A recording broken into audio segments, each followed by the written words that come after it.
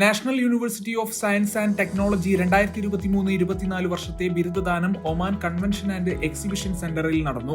Endowments and religious മന്ത്രി doctor Muhammad bin Saeed bin Khalfan Al Mamari ബിരുദദാന ചടങ്ങിന് നേതൃത്വം നൽകി. Medicine, pharmacy, engineering, maritime studies എന്നീ മേഖലകളിൽ നിന്ന് 817 വിദ്യാർത്ഥികളാണ് ബിരുദം കരസ്ഥമാക്കിയത്. Director board chairman doctor P Mohammed Ali സ്വാഗതം പറഞ്ഞു. Vice chancellor doctor Ali Al Bimani അഭിനന്ദന സന്ദേശം നൽകി.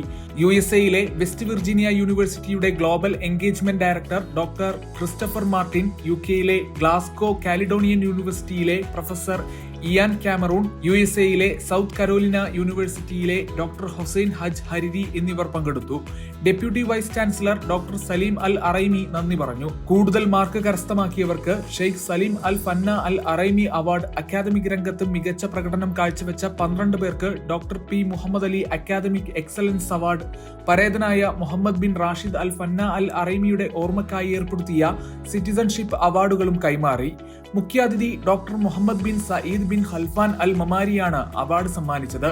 ഡയറക്ടർ ബോർഡ് അംഗങ്ങളായ ഫദ്വ അൽ ഫന്ന അൽ അറൈമി, ബുദൂർ അൽ ഫന്ന അൽ അറൈമി, ഹുലൂദ് അൽ ഫന്ന അൽ അറൈമി, മൊഹിയുദ്ദീൻ മുഹമ്മദ് അലി എന്നിവർ പങ്കെടുത്തു.